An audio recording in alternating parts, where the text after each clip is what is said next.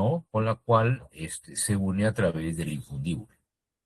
Ese es el infundíbulo, ¿no?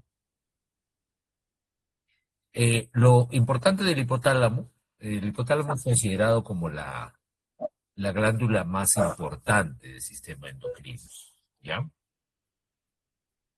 Y el hipotálamo se encarga de controlar la secreción hipoficiaria, ¿ya? La secreción hipoficiaria, ¿ok?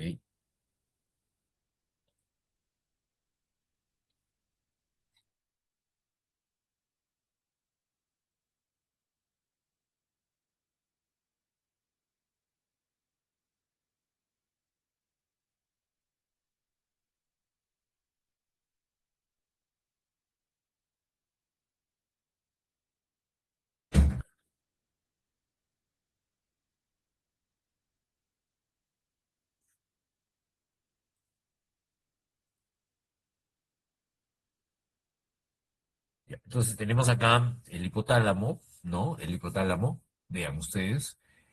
¿Y cómo controla a la hipófisis? El hipotálamo controla a la hipófisis mediante hormonas. Hormonas que pueden ser liberadoras o inhibidoras, ¿no? Mediante una hormona liberadora, el hipotálamo estimula a la hipófisis para que libere una hormona determinada y mediante una hormona inhibidora, pues hace lo contrario, más bien frena, suprime la producción de una hormona hipofisiaria, ¿no? La tenemos en el hipotálamo. El hipotálamo es una estructura nerviosa, es decir, que está constituida por neuronas. Y las neuronas que están dentro del hipotálamo se agrupan, formando grupos de neuronas que tienen una función específica. Estos grupos de neuronas se llaman núcleos. Entonces nosotros vamos a encontrar una gran cantidad de núcleos dentro del hipotálamo, ¿no? Miren, ahí están todos los núcleos. Fíjense ustedes que existe dentro del hipotálamo. Tenemos el área preóptica medial, el área preóptica posterior, el núcleo supraóptico, el núcleo paraventricular, el núcleo dorsomedial, el núcleo perifornical, el área hipotalámica lateral, el hipotálamo posterior, el cuerpo mamilar, ¿no? Todos son núcleos, o sea, agrupaciones neuronales que tienen funciones específicas, ¿no? Tienen funciones específicas, ¿no? Por ejemplo, el área preóptica medial se encarga de bajar la presión arterial, bajar la frecuencia cardíaca, producir contracción de la vejiga. El área preóptica posterior se encarga de regular la temperatura corporal. Ese es nuestro termostato corporal. Cuando hay una infección, por ejemplo, se daña, se altera esta área y se produce la fiebre, se descontrola ese termostato corporal, provoca sudoración. En el núcleo supraóptico, por ejemplo, se libera la vasopresina que es la hormona antidiurética. En el núcleo paraventricular se libera la oxitocina, que ya vamos a ver para qué sirve, ¿no? Está también ahí el núcleo de la saciedad. En el núcleo dorsomedial hay estimulación del aparato digestivo. El núcleo perifornical se encarga de aumentar la presión arterial, ¿no? Ahí se encuentra el centro del hambre, ¿no? Que cuando nosotros estamos en hipoglicemia, por ejemplo, se activa el centro del hambre, ¿no? En el área hipotalámica lateral está el centro de la sed, también del hambre. En el núcleo ventromedial está el centro de la saciedad. En el hipotálamo posterior hay núcleos que regulan la presión, hacen elevar la presión arterial, provocan midriasis, dilatación de la pupila, provocan escalofríos. En sí, entonces, el hipotálamo tiene múltiples funciones a nivel corporal, ¿no? Por ejemplo, cuando recibimos un estímulo olfatorio, ¿no? Un estímulo olfatorio, percibimos olores a través de la mucosa nasal. Estos olores se dirigen hacia el hipotálamo, ¿no? Hacia el hipotálamo, ¿ok? El dolor también, ¿no? El dolor también va a dirigirse primero al hipotálamo antes de ir a la corteza cerebral, ¿no? Ahí estas sensaciones sufren un proceso de integración dentro del hipotálamo, ¿no? Los pensamientos, ¿no? Las emociones también primero van al hipotálamo antes de ir al cerebro. Y el hipotálamo también está muy, muy pendiente de las concentraciones de muchas sustancias que hay en la sangre, ¿no? Por ejemplo, niveles de glucosa en la sangre, niveles de electrolitos, por ejemplo, sodio, potasio, nivel de agua en la sangre, ¿no? Cuando nos deshidratamos, por ejemplo, está muy pendiente el hipotálamo de ello. Y como le digo, otra función importantísima del hipotálamo es producir hormonas excitadoras y hormonas inhibidoras que van a controlar el funcionamiento de la hipófisis. ¿De acuerdo? Entonces, en conclusión, el hipotálamo es un centro nervioso que integra mucha información, como ustedes pueden ver, jóvenes, ¿no? Integra mucha información. Relativa a todo lo concerniente a la homeostasis, o sea, al equilibrio del medio interno, ¿no? Y a su vez utiliza esta información, por ejemplo, los niveles de glucosa, los niveles de agua, de electrolitos, para controlar la secreción de diversas hormonas. Por ejemplo, la hormona antidiurética. La hormona antidiurética se segrega en base a la cantidad de agua que hay en el organismo. Entonces el hipotálamo tiene que estar muy, muy pendiente, ¿no? Muy atento a la cantidad de agua que hay. Por ejemplo, cuando estamos deshidratados, cuando tenemos poca agua en el cuerpo, el hipotálamo produce mayor cantidad de hormona antidiurética, ¿no? También llamada vasopresina, para que reabsorba esa agua y no se elimine. Y cuando estamos sobrehidratados, tenemos mucha agua en el cuerpo, entonces más bien ocurre lo contrario, ¿no? El hipotálamo deja de producir ADH para que se elimine el exceso de agua a través de la orina, ¿no? Ese es un ejemplo de los muchos que vamos a ir viendo en el transcurso de la clase, ¿ya? Entonces, dijimos que el hipotálamo está muy pendiente de las concentraciones en sangre de nutrientes como la glucosa, de electrolitos como el sodio, de agua, ¿no? Y la producción de hormonas, tanto excitatorias como inhibidoras, ¿no? Eh, Ponemos el ejemplo de la ADH, ¿no? Que es un ejemplo bastante importante, ¿no? La ADH es la hormona antidiurética o también llamada vasopresina. Vasopresina. Esta hormona, de todos los núcleos que hemos visto, se produce en el núcleo supraóptico, ¿no? En el supraóptico. Y luego, eh, miren, ahí está, se produce en el núcleo supraóptico, ¿ya? La hormona antidiurética, ¿ya? O ADH, o vasopresina. Luego, esta hormona va a ser enviada por los axones de estas neuronas. No olvidar que todos los núcleos del hipotálamo están formados por neuronas. Entonces, estas neuronas tienen axones, ¿no? Prolongaciones nerviosas, por donde viaja la hormona después que es segregada, ¿no? Son neuronas, son células neuroendocrinas. O sea, son neuronas que a la vez producen hormonas, ¿no? Son células neuroendocrinas.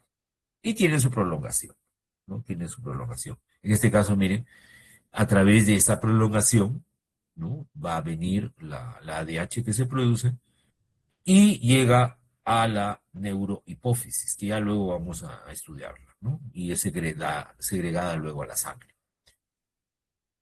Una vez que sale a la sangre, la ADH viaja por la sangre y llega finalmente hasta los riñones, ¿no? Dentro de los riñones, ¿no? Tenemos el tubo colector, que es la parte final del túbulo contorneo distal, tubo colector, ¿no? La parte final del nefrón, donde en las células tubulares existen unos transportadores de agua que se llaman aquaporinas. Aquaporinas, ¿no? Ahí tenemos la aquaporina, ¿ven? La aquaporina es un transportador de agua. Lo que hace la ADH, la antidiurética, viene y abre esta aquaporina, que normalmente se encuentra cerrada. Normalmente está cerrada. Entonces, si la aquaporina está cerrada, el agua que pasa por el túbulo renal se va de frente y se sale en la orina. ¿no? Pero si yo abro esta acuaporina, el agua se va a reabsorber, ya no se va a eliminar en la orina, se reabsorbe agua hacia la sangre. ¿Ya? Entonces, esa es la función de la ADH. La ADH, miren, lo que hace es aperturar esta acuaporina 1, esta es una acuaporina 1, y lo que hace es reabsorber esta agua, ¿no? Reabsorber esta agua. De esa manera disminuye el volumen urinario, ¿ya? ¿Ok? Entonces, acá en el núcleo supraóptico es donde se produce la hormona antidiurética, ¿no? El núcleo supraóptico, ¿ya? ¿Ok? En el núcleo, otro núcleo, en el núcleo arcuato o arqueado, ¿no? Lo tenemos por acá. Este núcleo arcuato, ¿qué cosa produce? ¿Qué cosa produce? Produce una hormona que se llama somatoliberina, o también llamada hormona liberadora de la hormona de crecimiento, ¿no? Su abreviatura GHRH. Entonces, ¿qué va a hacer esta hormona? Va a viajar hacia la adenopófisis, hacia la parte anterior de la hipófisis, y va a provocar la liberación de la hormona de crecimiento, de la GH. ¿De acuerdo? Entonces, en este caso sería una hormona excitadora, o sea, una hormona estimuladora. ¿Ya? Luego tenemos otro núcleo muy grande dentro del hipotálamo, que es el núcleo periventricular, que abarca un gran espacio ahí en el hipotálamo, ¿no? Ahí tenemos, ¿eh? El núcleo periventricular. No olvidar que el hipotálamo está localizado alrededor del tercer ventrículo, por debajo del tercer ventrículo. Entonces, como este núcleo se encuentra muy cerca al tercer ventrículo, se llama núcleo periventricular, rodeando el tercer ventrículo. ¿Ya? Ok. Una función del núcleo periventricular, ¿cuál es? Producir somatostatina. Somatostatina, que es la hormona inhibidora de la hormona de crecimiento. Entonces, miren cómo existe una hormona liberadora de hormona de crecimiento y a la vez también hay una hormona inhibidora de la hormona de crecimiento. ¿Ya? La hormona liberadora de la hormona de crecimiento lo produce el núcleo arcuato y la hormona inhibidora de la hormona de crecimiento lo produce ¿quién? El núcleo periventricular. Periventricular. ¿Ok? Estas hormonas viajan hacia la adenohipófisis, a diferencia de la ADH, de la vasopresina que se iba a la neurohipófisis, a la hipófisis posterior. No, estas de acá, las hormonas excitadoras o inhibidoras viajan a la adenohipófisis. ¿Ya? Otra hormona que libera este núcleo periventricular es la hormona liberadora de tirotropina, la TRH. La TRH también viaja a la adenopófisis y ahí en la adenopófisis estimula la producción de TSH, la hormona tiroestimulante. ¿Ok? Otra hormona que produce el núcleo periventricular es la hormona liberadora de corticotropina, la CRH. Esta hormona también, al igual que las anteriores, viaja hasta la adenopófisis y le producirá, estimulará la liberación de la ACTH o corticotropina. ¿Ya? Esta es la hormona liberadora de corticotropina. Estimula a la hipófisis para que produzca corticotropina, también llamada ACTH, que luego se dirige a las suprarrenales para provocar la liberación de cortisol, que ya lo vamos a ver, ya lo vamos a estudiar. ¿Ok?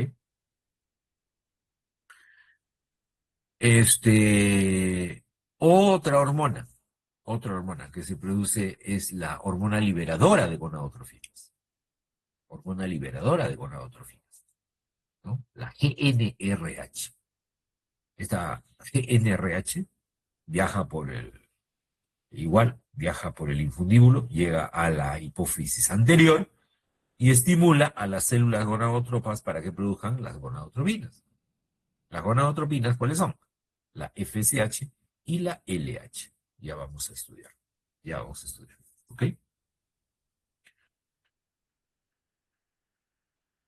¿Qué más? La dopamina. Por acá está. La dopamina o factor inhibidor de prolactina, ¿no?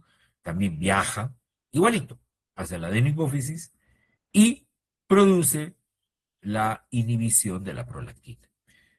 ¿Ok? La prolactina es otra hormona que se produce en la adenohipófisis, cuya función va a ser estimular la secreción láctea en las glándulas mamarias, ¿no? Entonces, vean ustedes jóvenes, vean ustedes, ¿cuántas hormonas liberadoras hay hasta el momento?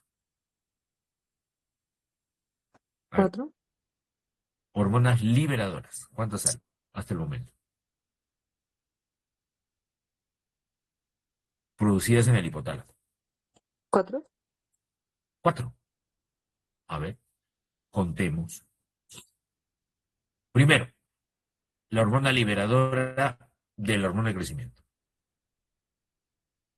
Segundo, la hormona liberadora de tirotropina.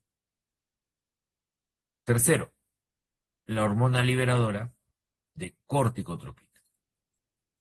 Y cuatro, la hormona liberadora de gonadotropinas. ¿No es cierto? Muy bien. ¿Y cuántas hormonas inhibidoras hay? ¿Una? Una. ¿Solo una? A ver, Dos, dos.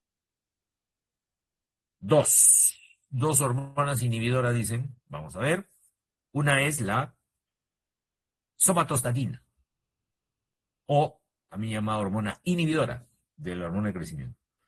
Y el otro sería la dopamina, ¿no? La dopamina, o también llamada hormona inhibidora, factor inhibidor de prolactina. ¿No? ¿Ok? Entonces, cuatro hormonas estimuladoras y dos hormonas inhibidoras. Y todas estas hormonas, tanto excitadoras como inhibidoras, vienen de los núcleos donde se producen, ¿no? Vienen de los núcleos donde se producen y llegan hasta la eminencia media.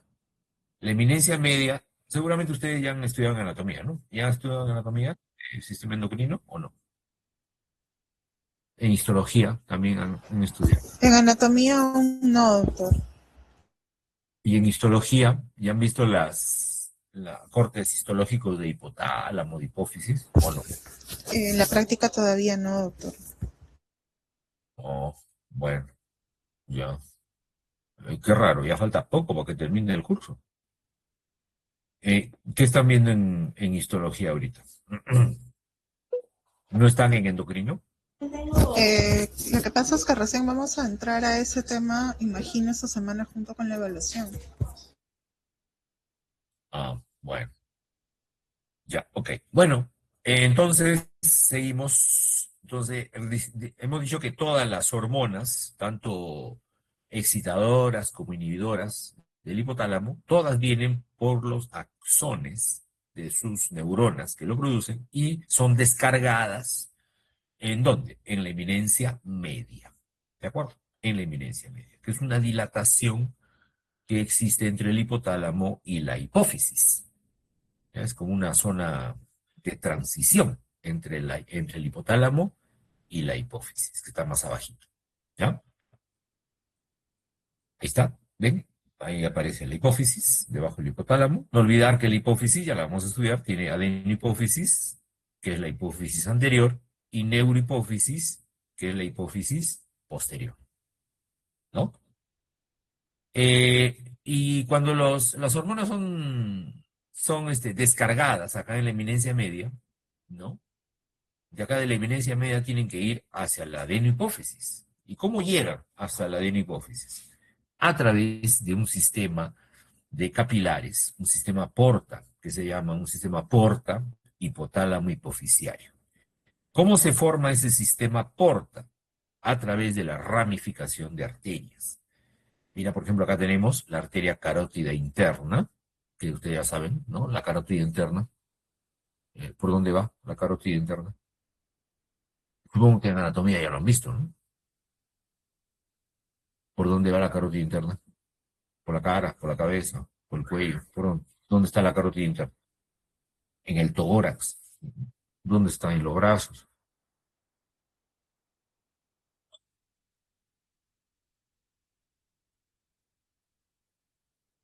¿Nadie? Bueno, asciende por el cuello, entrando al cráneo.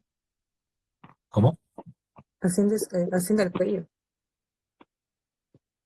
La carótida interna va por el cuello. ¿De acuerdo? ¿No? Por el cuello. Y se ramifica. Cuando llega a la parte interna, más o menos en la base del cerebro, se ramifica y da una ramita que se, bueno, entre otras ramas que da, ¿no? Ustedes ya deben haber estudiado todas las ramas que da la arteria carótida interna, ¿no? Da múltiples ramas, ¿sí o no? Pero una ramita da la arteria, es la arteria hipofisiaria superior. ¿Ya? Y esta arteria hipofisiaria superior se mete a la hipófisis, miren, se mete a la hipófisis y se ramifica, dando origen a capilares. Estos son capilares que se vuelven a unir y otra vez forman capilares, aquí a nivel de la hipófisis. ¿Eh? Entonces, todo este sistema que comienza en capilares y termina en capilares se llama sistema porta, porque es parecido al que está en el hígado, ¿no? En el hígado también hay un sistema porta, ¿no? Que es mucho más grande, ¿no? Obviamente. Este es un sistema porta más pequeño, solamente entre el hipotálamo y la hipófisis. Entonces, a través de este sistema porta, hipotálamo hipofisiario, es que estas hormonas, tanto excitadoras como inhibidoras, viajan desde la eminencia media hasta llegar a la adenohipófisis. ¿De acuerdo? ¿Ya? Entonces tenemos acá un plexo, este sistema porta tiene un plexo capilar principal, que está acá a nivel de la eminencia media, ¿ya? Y un plexo capilar secundario, que es el otro plexo que se forma, a nivel ya de la adenohipófisis. Entonces siempre se inicia en capilares y termina en capilares, por eso que se llama sistema porta, ¿ya? Luego, estos plexos capilares secundarios se juntan y forman senos venosos que ya sacan la sangre de la hipófisis. Se forman senos venosos, luego los senos petrosos y sigmoideos, y finalmente desembocan en la vena yugular interna, que también viene por el cuello, y ya esta viene y desemboca ya finalmente en el corazón. ¿De acuerdo? Ya. ¿Ok? Muy bien. Entonces, vamos a coger, miren, un pedacito de acá. Vamos a coger un pedacito de aquí, de la hipófisis, ¿ya? Y lo vamos a ver al microscopio. Acá tenemos un pedacito, miren la parte que hemos cogido, un pedacito de la hipófisis con un pedacito de capilar. ¿Ya? Y justo acá hemos cogido una célula tirotropa, hemos cogido. ¿Ya? Esta célula tirotropa es una célula que produce TSH. TSH es la hormona tiroestimulante. ¿Ya? ¿De acuerdo? Entonces, acá tenemos, miren, una vez que la hormona es elaborada, sale hacia el capilar. Por eso que está rodeado la adenohipófisis de gran cantidad de capilares, porque ahí son vertidas las hormonas, ni bien se produce, ¿no? Ni bien se produce. ¿Ok? Muy bien. ¿Cómo va a actuar la hormona, en este caso la célula tirotropa? La célula tirotropa tiene en su membrana un receptor. ¿Se acuerdan de este receptor?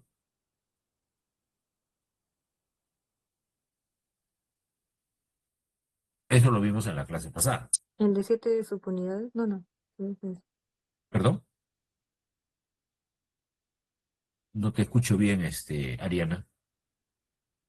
Bueno, creo que estaba conectado con la proteína G. ¿No? ¿No? Ah, muy bien. Es un receptor proteico asociado a proteína G. ¿De acuerdo? Muy bien. Así es efectivamente. Entonces, ustedes saben que cuando se activaba este receptor, la proteína G también se activa, ¿no es cierto? Se activa la proteína G. La unidad alfa, ¿se acuerdan? Se desprendía, ¿ok? Y activaba a unas enzimas que se llaman fosfolipasa, en este caso la fosfolipasa C. La fosfolipasa C, ¿de acuerdo? ¿Ya?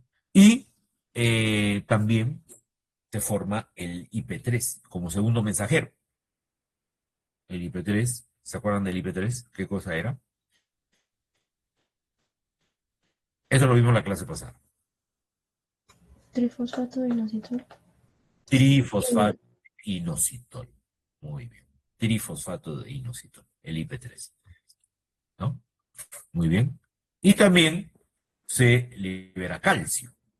Se libera calcio dentro del citoplasma, ¿no? De la célula. ¿Ok? Todo esto conlleva a la formación de la tirotropina por parte de la célula. La tirotropina o TSH, que luego sale, miren cómo sale, ¿no? Por exocitosis sale la TSH. ¿Hacia dónde? ¿Hacia dónde sale? Hacia los capilares. Hacia los capilares. ¿De acuerdo?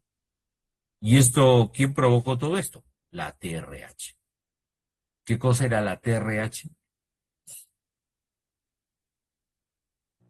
La liberadora de tirotropina.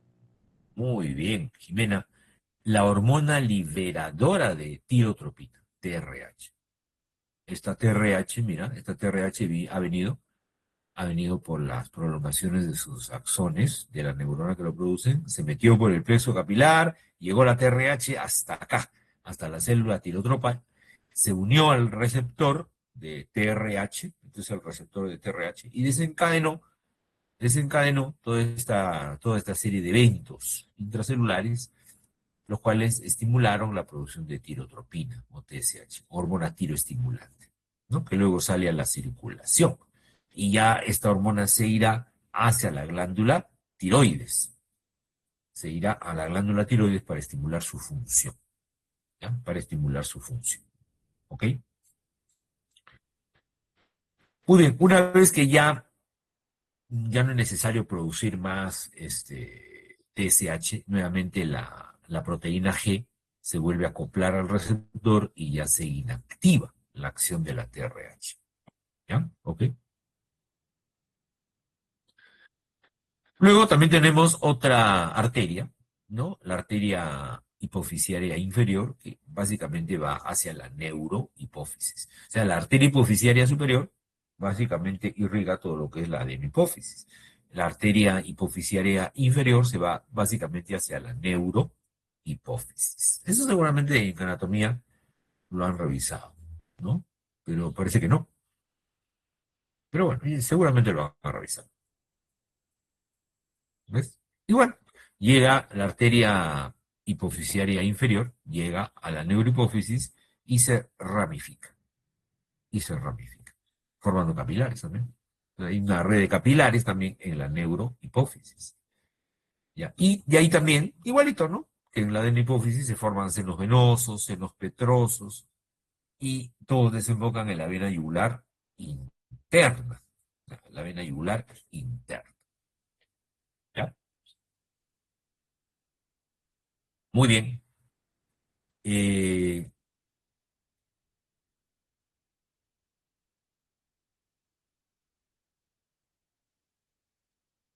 Tenemos acá una tabla de resumen de todo lo que hemos dicho, ¿no? Por ejemplo, en el examen se le puede preguntar en qué núcleo del hipotálamo se produce la hormona liberadora de hormona de crecimiento. Por ejemplo, ¿no? ¿En qué núcleo del hipotálamo se produce la hormona liberadora de hormona de crecimiento?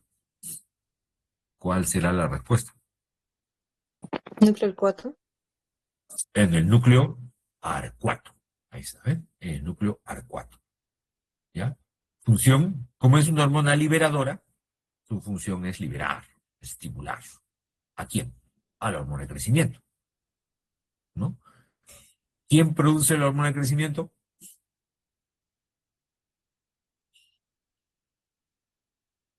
¿Quién produce la hormona de crecimiento? ¿El hipotálamo? La hipófisis. La hipófisis, doctor. Claro.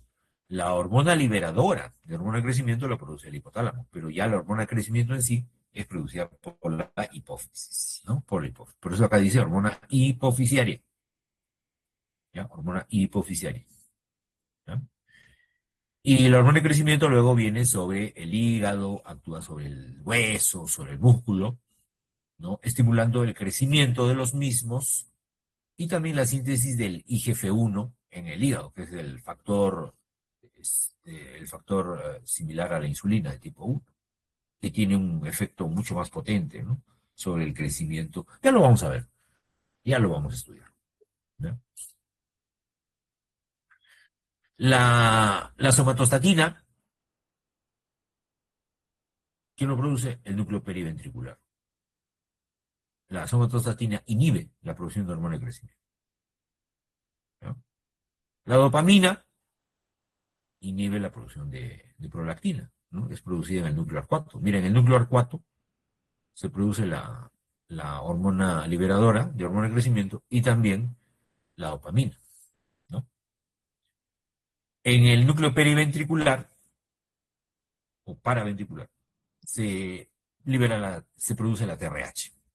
Justo la TRH que hemos dicho estimula la producción de TSH, que actúa sobre la tiroides. Ya luego vamos a ver que las hormonas tiroideas son la T3 y T4. Entonces, esta es una cadena, ¿no? El hipotálamo libera TRH. La TRH estimula la hipófisis para que libere TSH. La TSH estimula la tiroides para que libere T3 y T4, ¿no? Eso es una secuencia, ¿no? Hay una hormona hipotalámica que estimula a una hormona hipofisiaria. Y esta hormona hipofisiaria estimula a una glándula periférica, como es la tiroides. Entonces, ese es un eje que se repite. Se repite para la tiroides, se repite para las glándulas suprarrenales, se repite para las gónadas. Entonces, ese eje de regulación se conoce con el nombre del eje hipotálamo, hipófisis, glándula periférica. ¿Ya? Así se llama. Eje hipotálamo, hipófisis, glándula periférica. Entonces, en este caso, por ejemplo, la TRH sería el hipotálamo, ¿no? A nivel de la hipófisis sería la TSH. Y a nivel de la glándula periférica, que es la tiroides, sería la T3 y la T4. ¿Entendieron esta parte, no? ¿Estamos de acuerdo? ¿Sí? Sí, doctor. Ya, ok, gracias Leslie. Luego tenemos la CRH, hormona liberadora de corticotropina, que en el gráfico anterior, repasen por favor los gráficos, ya, para el examen, es producida también en el núcleo paraventricular, igual que la TRH. ¿No? Y acá también se establece otro eje, hipotálamo, hipófisis, glándula periférica. En el hipotálamo sería CRH, CRH, en el hipotálamo. En la hipófisis, ¿qué sería? ACTH, doctor. ACTH, muy bien. Y en la glándula periférica, que en este caso es la corteza suprarrenal, acá está, corteza suprarrenal, es Cortisol. el cortisol. Entonces el eje sería CRH, ACTH y cortisol. ¿Ok? Como ya habíamos estudiado mecanismo de retroalimentación negativa, ¿qué pasa si el cortisol aumenta en la sangre? ¿Qué pasa? La ACTH disminuye. Disminuye la ACTH y también la CRH. ¿Ya? También el feedback negativo no solamente es con la hipófisis, también es con el hipotálamo. Igual ocurre con las hormonas tiroideas.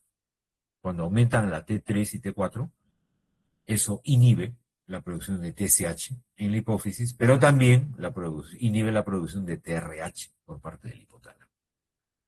¿Ya? Eso se llama mecanismo de retroalimentación negativa o feedback negativo, que ya lo hemos estudiado en la clase anterior, o me parece que en la, en la primera clase. Pero sí lo Doctor, disculpe la interrupción, una consulta. ¿Cuáles son los temas así puntualmente que van a entrar en el examen del día martes, en el teórico? Bueno, si el examen es el martes, entraría hasta la clase de hoy, pues. ¿No es cierto? Claro. Desde la primera de endocrino. Sí, porque el examen anterior creo que entró hasta la última clase de nervioso, ¿no? No recuerdo bien. Claro, entonces entrarían las 3 clases, como hoy día son 3 clases de endocrino que estamos desarrollando, ¿no? Entonces, sí, entrarían estas tres clases hasta la de hoy, Leslie. ¿De acuerdo? Muchas gracias, doctor. Ok, muy bien. Continuamos entonces. Tenemos a la GnRH, que es la hormona liberadora de gonadotrofinas. Mira, se produce en el área preóptica. Y esta es doble estimulante, ¿no? Estimula la producción de LH y FSH, que son las gonadotrofinas, que actúan sobre las gónadas, tanto el ovario en la mujer como testículo en el varón. En la LH, por ejemplo, en la mujer, en el ovario, provoca la ovulación, o sea, la salida del óvulo, y en el varón, la síntesis de testosterona. Y la FSH en la mujer provoca el crecimiento y maduración de los folículos ováricos, y en el varón estimula la producción de espermatozoides, la espermatogénesis, ¿no? Y hasta aquí tenemos las hormonas excitadoras e inhibidoras, que son producidas en el hipotálamo y que llegan a la adenohipófisis. Nos faltaría las dos hormonas que van a la neurohipófisis, ¿no? Que son la ADH o vasopresina y la oxitocina, ¿no? La vasopresina se produce en el núcleo supraóptico y la oxitocina en el núcleo paraventricular. Es que en el núcleo paraventricular hay varias hormonas que se producen, ¿no? La ADH, ya vimos, cuál es su función, ¿no? Básicamente su función es regular la osmolaridad y la presión. ¿Y cómo lo hace? Reabsorbiendo agua, ¿no? Reabsorbiendo agua. Por ejemplo, si la osmolaridad está muy elevada, quiere decir que tenemos poca agua en el cuerpo, entonces reabsorbe agua, como ya comentamos, mediante las acuaporinas, que están a nivel de los tubos colectores del riñón. Recupera agua, entonces la osmolaridad, si está aumentada, disminuye. Y si la presión arterial está baja, ¿no? Si la presión arterial está baja y también reabsorbe agua, aumenta el volumen plasmático y aumenta también la presión arterial. ¿De acuerdo? ¿Ya? Es liberada por la neurohipófisis. Ojo, la neurohipófisis no produce la vasopresina, solamente la almacena y la libera. Quien en realidad produce la hormona es el hipotálamo, a nivel del núcleo supraóptico. Actúa sobre los riñones, en los tubos colectores, y provoca retención de agua. También vasoconstricción, por eso se le llama también vasopresina. Cuando a una persona se le baja la presión, ¿no? Se le baja la presión arterial, entonces también la ADH provoca vasoconstricción para tratar de elevar la presión. Aunque este efecto no es tan importante. El principal efecto que tiene es sobre la reabsorción de agua. ¿Ok? Y la oxitocina, es producida en el núcleo paraventricular, llega a la neurohipófisis, y su estímulo, ¿cuál es? La succión del pezón por parte del bebé cuando lacta, ¿no?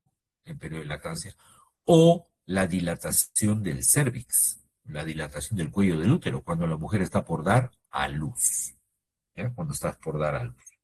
Provoca contracciones del útero para que la mujer entre en trabajo de parto, ¿no? Y luego, cuando ya la mujer está dando de lactar, provoca la contracción de las células mioepiteliales que están rodeando a las glándulas mamarias para que la leche salga y el bebé pueda amamantar, ¿no? Entonces, actúa sobre el útero durante el parto y sobre las glándulas mamarias en el periodo de lactancia. ¿De acuerdo? Bueno, ese es un resumen, entonces, sacado del libro de Guyton, ¿no? Este es un resumen de las hormonas hipotalámicas. ¿Ya? ¿Ok? Muy bien. ¿Alguna pregunta hasta acá?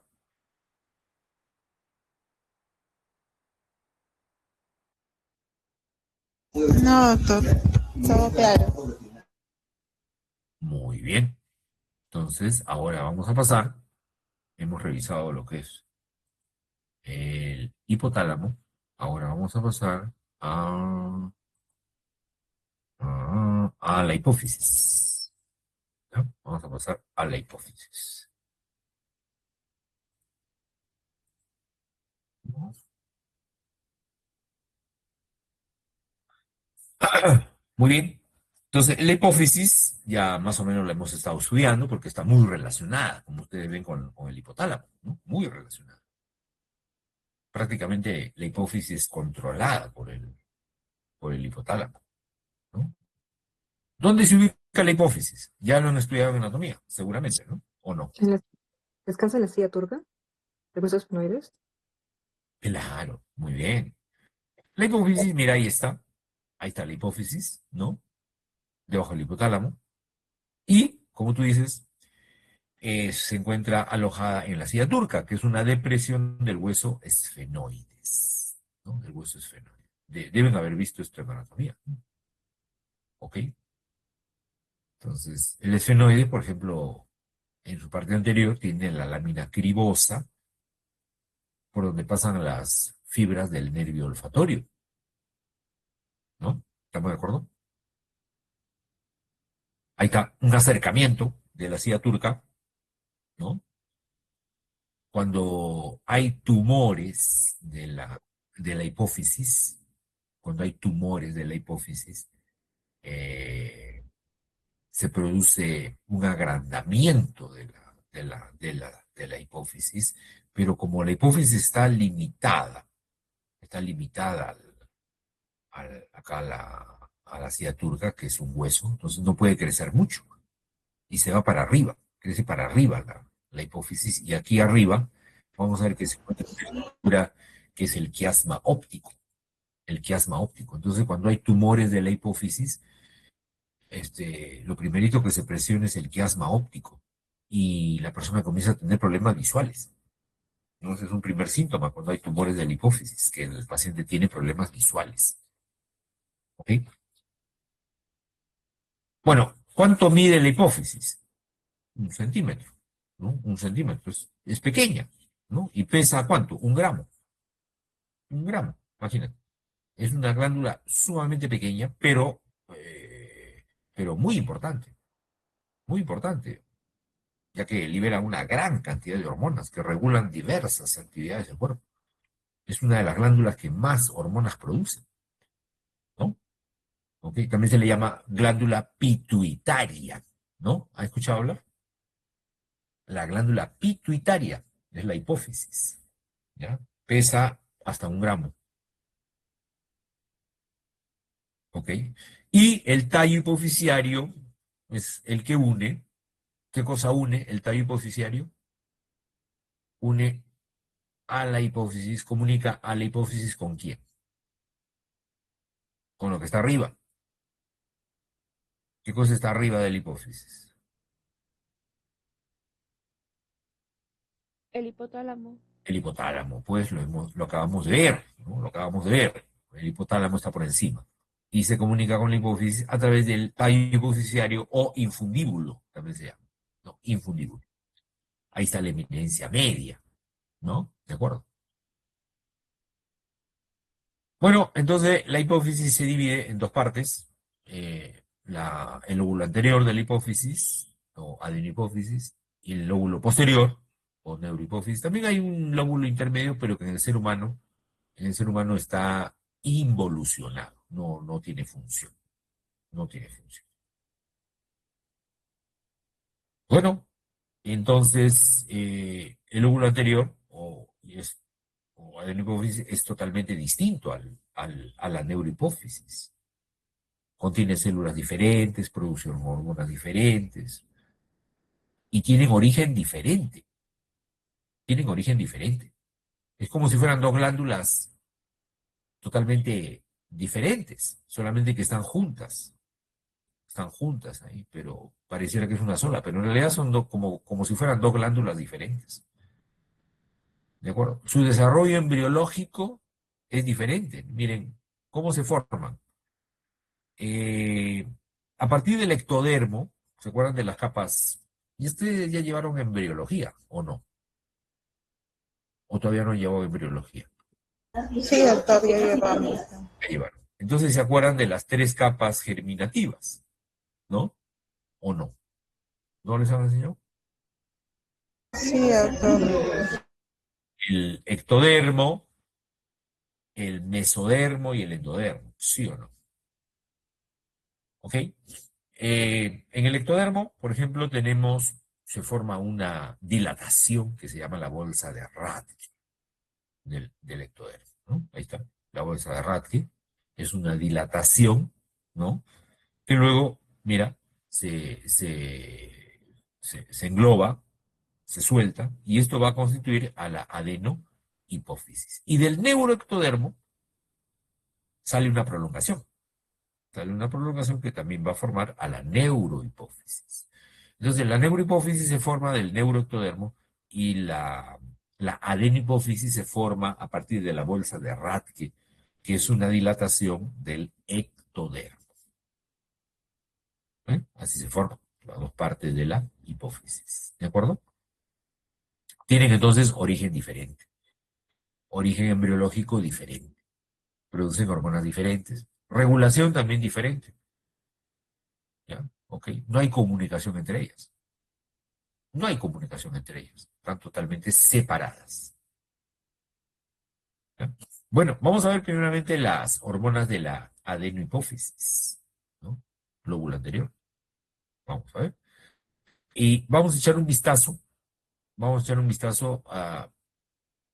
Seguro que en histología no han visto las... No, doctor, porque esta semana hemos hecho globo ocular y para el examen está entrando tejido nervioso y todo lo que es globo ocular. Recién esta semana, en la clase previa al examen, nos toca hacer endocrino.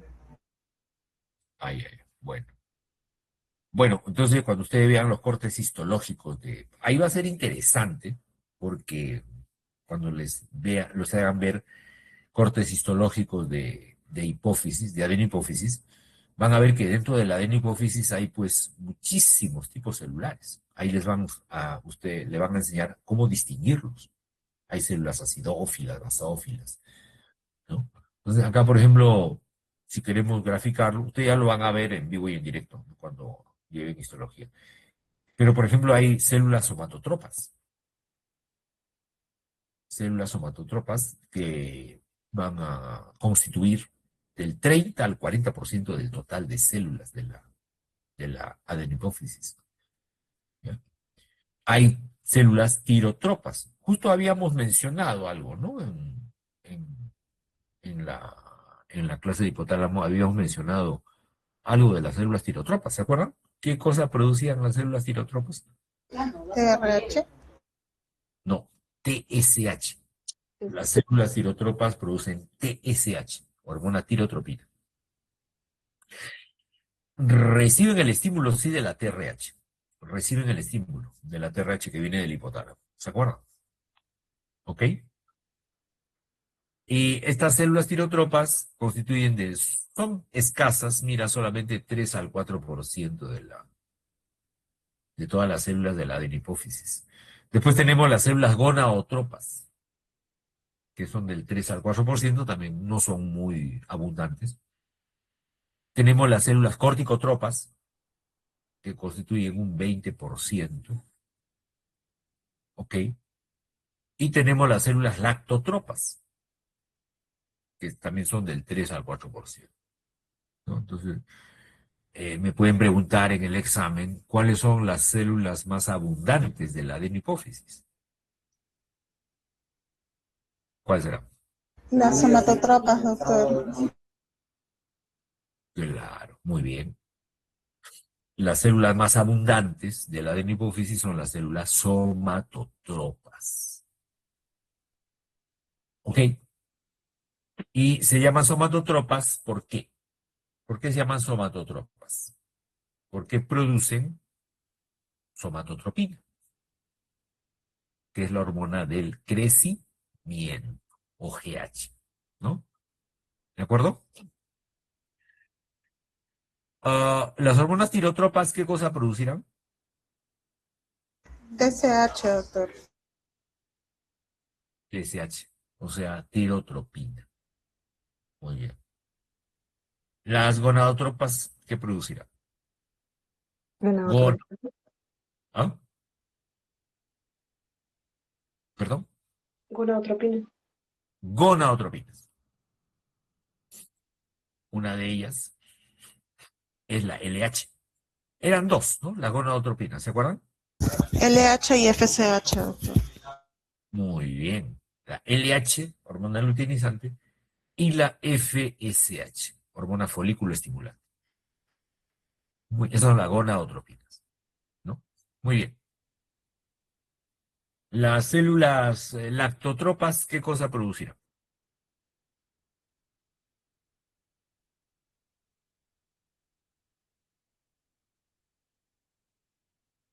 Vamos. Las células lactotropas. Prolactina, Prolactina.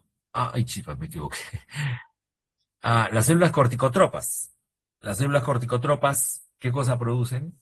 La ACTH, ¿no? Y, muy bien, las células lactotropas producen prolactina. Prolactina. Esas son todas las hormonas que se elaboran en la adenohipófisis. ¿Ya? ¿De acuerdo? Y una vez que producen esas hormonas, ¿a dónde van? ¿Cómo salen de la hipófisis? ¿Se acuerdan que la hipófisis tenía un sistema, un plexo capilar secundario que venía del sistema porta hipotálamo hipofisiario, ¿no? Hay una gran red de capilares dentro de la adenopófisis. ¿Ven? Acá, por ejemplo, hay un capilar, un sinusoide. ¿Ven? Entonces, cuando las células producen estas hormonas, vierten estas hormonas hacia los capilares, los sinusoides. ¿Ya? Y ahí ya entran a la circulación las hormonas. ¿De acuerdo?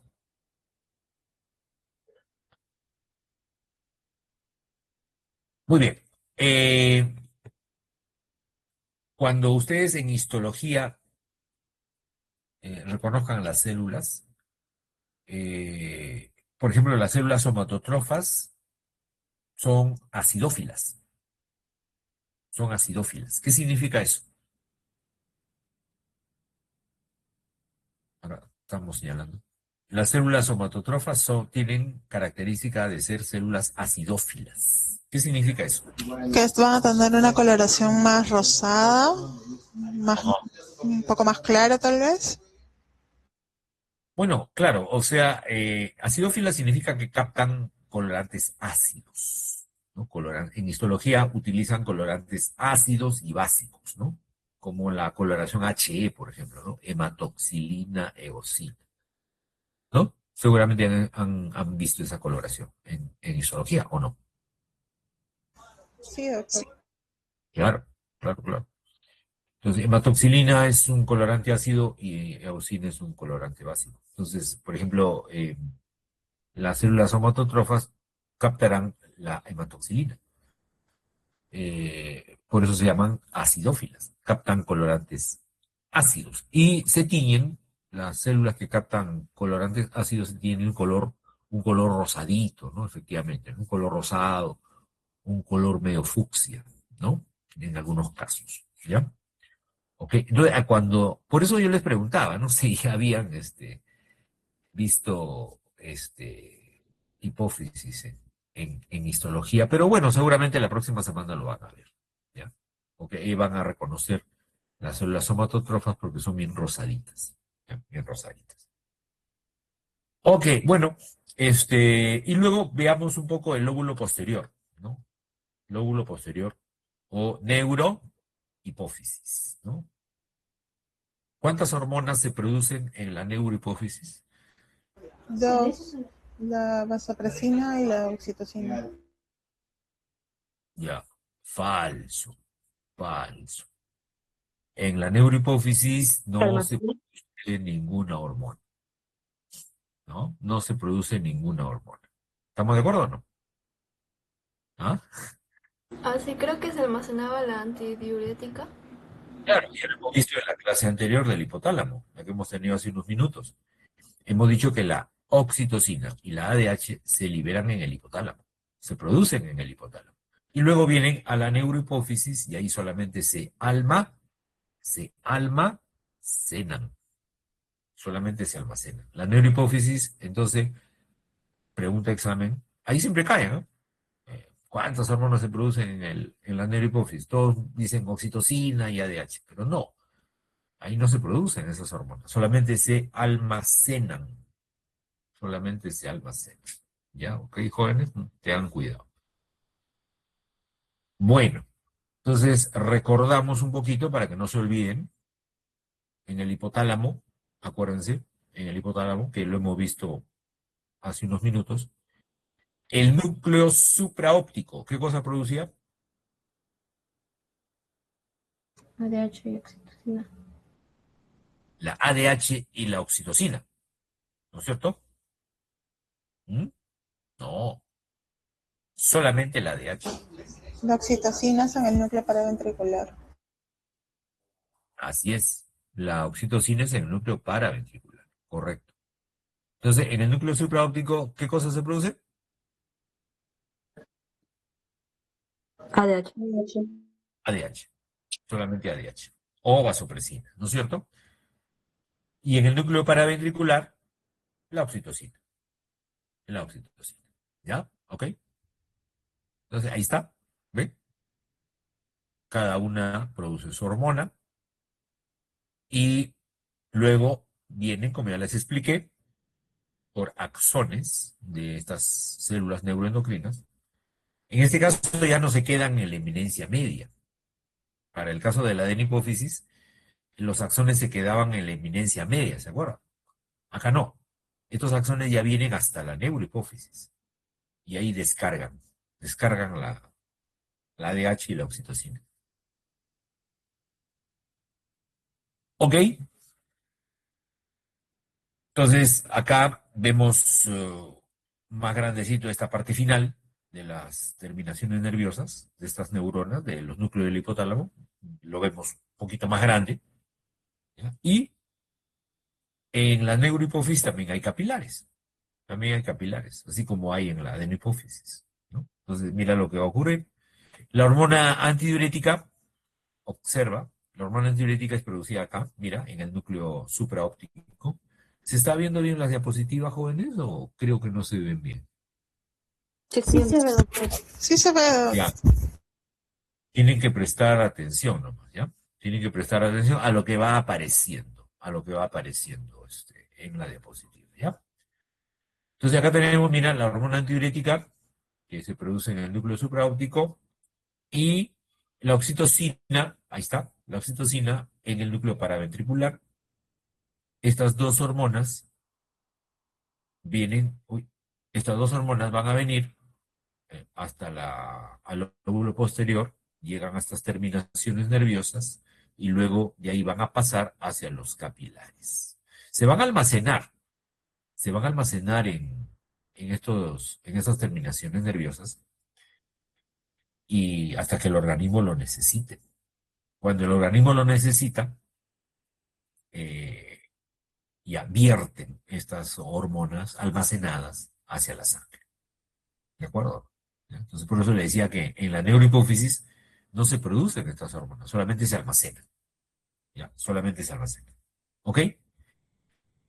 Bueno, entonces, en la adenipófisis, ¿cuántas hormonas se producen? En la adenipófisis. A ver, ¿cuántas hormonas se producen? 6. 6.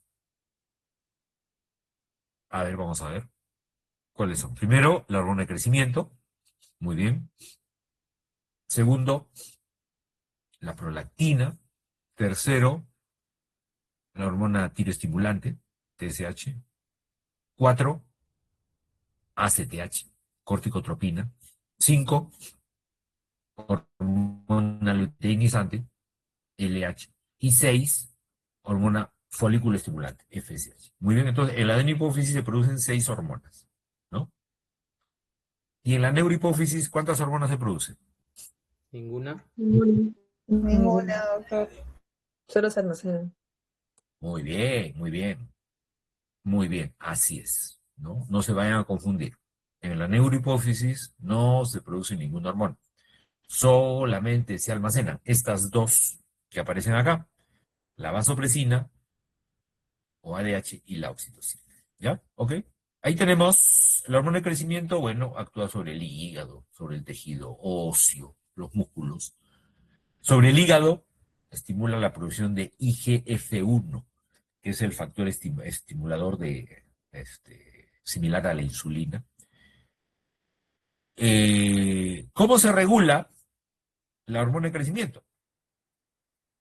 ¿Cómo se regula? ¿En qué momento se produce y en qué momento se deja de producir? ¿Cómo se regula? Por la hormona excitadora, que es la GHRH, ¿se acuerdan? GHRH, hormona liberadora de hormona de crecimiento. Y quien, por eso acá aparece un signo positivo. Estimula la producción de hormona de crecimiento. ¿Y quién frena? ¿Quién frena la producción de hormona de crecimiento? La somatostatina, que era la hormona inhibidora de la hormona de crecimiento. Entonces son hormonas hipotalámicas. Hipotalámicas, ¿no? Y la GH, acá, dato adicional, actúa sobre el receptor tirosinquinasa. Ya también hemos revisado tipos de receptores hormonales. Tipo de receptores hormonales ya hemos revisado, ¿no? El receptor de tirosinquinasa. La prolactina, ¿sobre quién actúa? Sobre las glándulas mamarias. ¿Y qué cosa? ¿Cuál es su función? Segregar leche, producir leche, leche materna, ¿ya? Durante el periodo durante el embarazo, ¿no? Eh, pregunta examen, cuál es la hormona liberadora de prolactina? ¿Cuál es la hormona? Porque mira, por ejemplo, la hormona de crecimiento tiene su hormona liberadora, que es la GHRH, y tiene su hormona inhibidora, que es la somatostatina.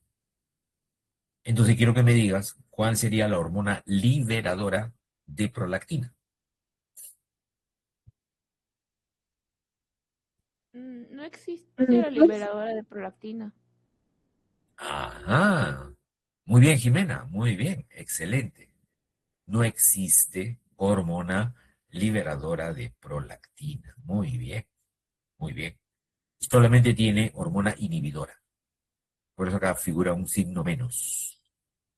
Signo menos es una hormona inhibidora, ¿ya? Que es la dopamina. Es la dopamina, ¿no? ¿Ok? Y bueno, esta prolactina actúa también sobre un receptor tipo citosina, ¿no? Tipo JAK. Luego la TSH actúa sobre la tiroides, estimula la producción de T3 y T4. ¿Ya? ¿Ok? ¿Cómo se regula? ¿Cuál sería el estímulo para la liberación de TSH? La TRH, que es la hormona liberadora de tiroides. ¿Y cuál sería el estímulo que detiene la producción de TSH? Las hormonas tiroideas. O sea, acá ya hay un mecanismo de retroalimentación negativo. O sea, si aumenta en la sangre la T3 y T4, disminuye la producción de TSH. ¿De acuerdo? Y si bajara la producción de hormonas tiroideas, aumentaría la producción de TSH. ¿No? Son inversamente proporcionales. Eso es un mecanismo de retroalimentación negativo. Mira, la TSH actúa sobre un receptor acoplado a proteína G. ¿No? Y la proteína G, en este caso, la proteína G, acuérdense de la clase pasada, podía tener varias acciones. Por ejemplo, podía actuar sobre la adenisiclasa. Y si actuaba sobre la adenisiclasa, ¿qué cosa liberaba como segundo mensajero? AMP cíclico. ¿Cómo te explico? AMP cíclico, ¿no sé? Porque también podía actuar sobre la fosfolipasa, ¿no? Y si actúa sobre fosfolipasa, producía inositol trifosfato como segundo mensajero, ¿no? Pero en este caso, acá ponen entre paréntesis AMP cíclico. Entonces quiere decir que esta proteína G activa adenilciclasa. Adenilciclasa. ¿Ya? La ACTH, la ACTH estimula a la corteza suprarrenal. La corteza suprarrenal responde produciendo cortisol. Entonces, ¿cuál será el estímulo para la producción de ACTH?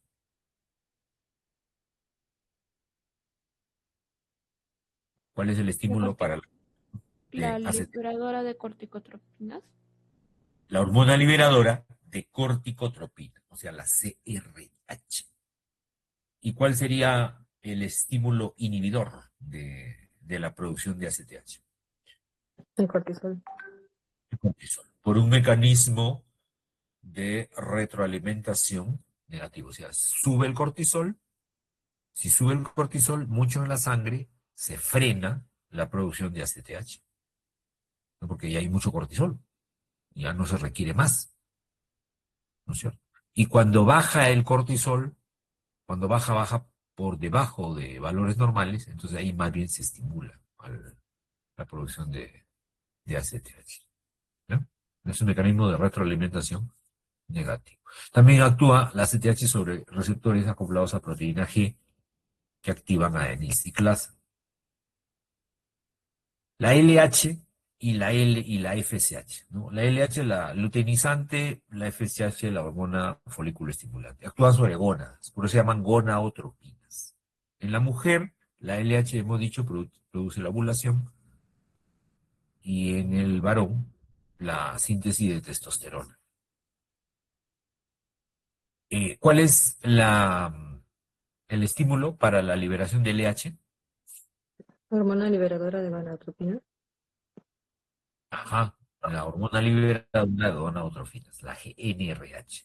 GnRH, muy bien. ¿Ya? También trabaja con un receptor acoplado a proteína G.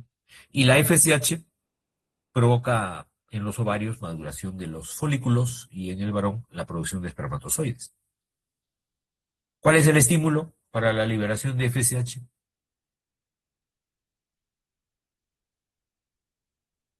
La GnRH, doctor. También la GnRH. Ya, es sobre estas dos hormonas estimula la GnRH. Por eso a las dos se le llama gonadotrofinas. ¿Y cuál es el factor inhibidor de la FSH? La inhibina. Los mismos estrógenos y testosterona. Estrógenos y testosterona son para la LH, ¿no? Frenan la producción de LH. Ah, la elimina, Y, la elimina. y la inhibina es una hormona que también la vamos a estudiar. La inhibina, también producida por los ovarios, por el testículo, frena la liberación de FSH, ¿no? También por mecanismo de retroalimentación. Cuando hay mucha FSH, ¿no? Se libera inhibina y, y la frena, ¿no? Bueno, la vasopresina, ya hemos visto, la ADH actúa sobre los riñones, sobre los tubos colectores, provocando retención de agua y también vasoconstricción, ¿no? ¿Cuál será la hormona? A ver, pregunta de examen. ¿Cuál es la hormona estimuladora de la producción de ADH?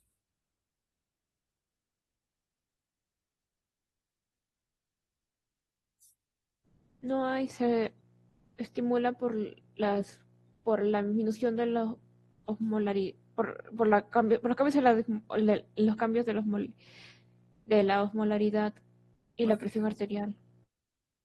Claro, muy bien. Ahí está en el cuadro, ¿no? Las hormonas que tienen regulación por parte del hipotálamo, ya sea mediante hormonas excitadoras o inhibidoras, solamente son las de la adenohipófisis.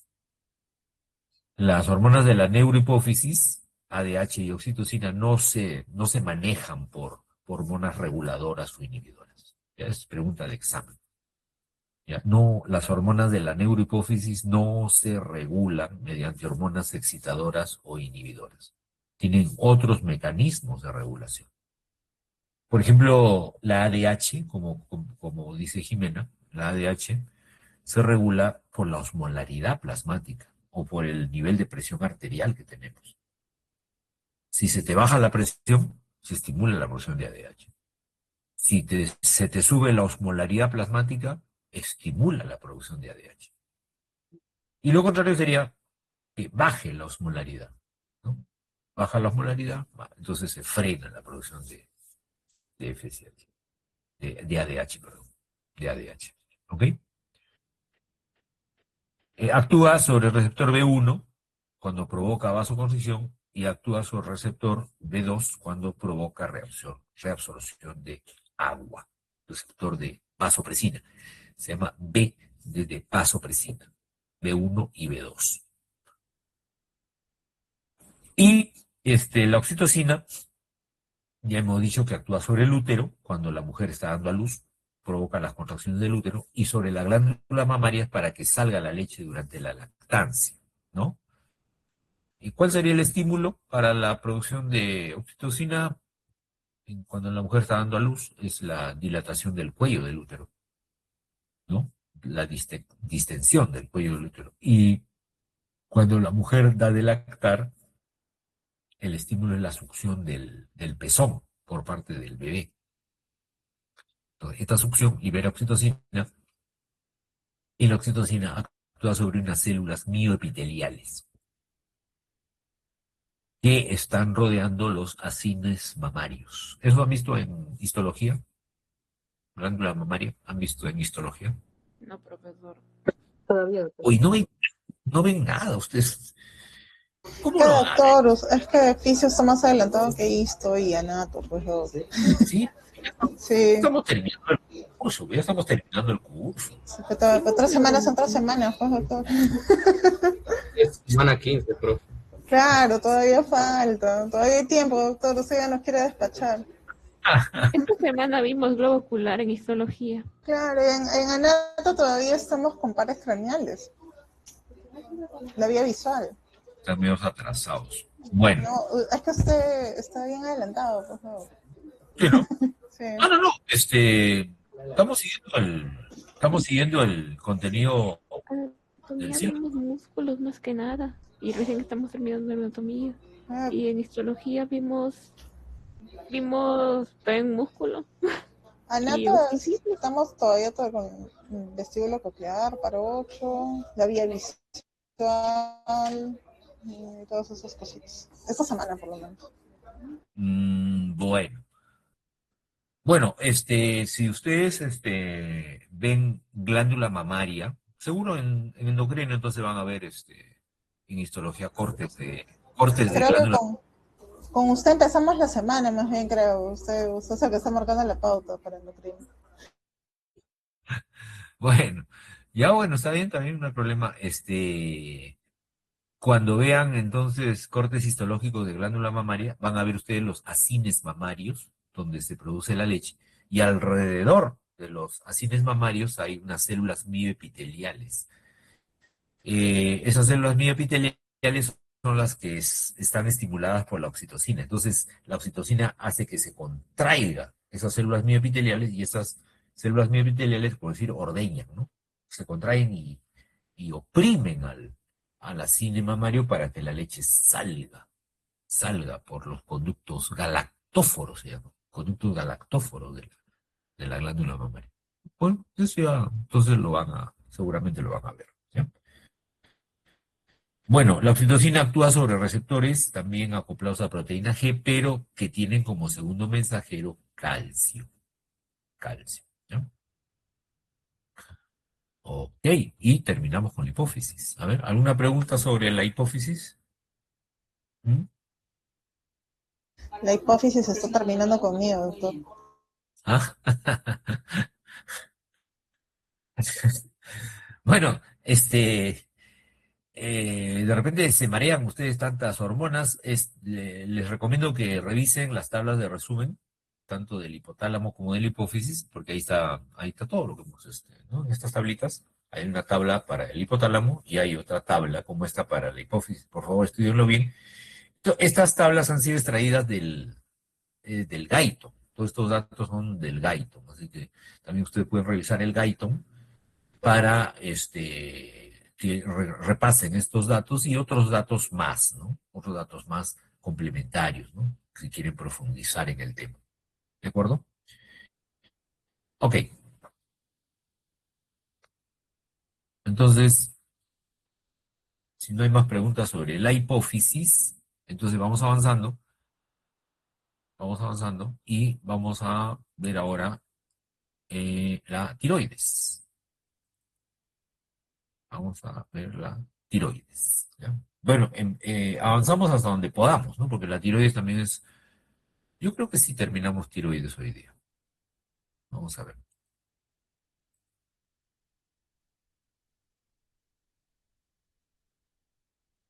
Entonces, vamos a estudiar las hormonas tiroideas, ¿no? Acá, bueno, ya también, ya mejor no les pregunto si en histología han visto cortes de tiroides, porque todavía no.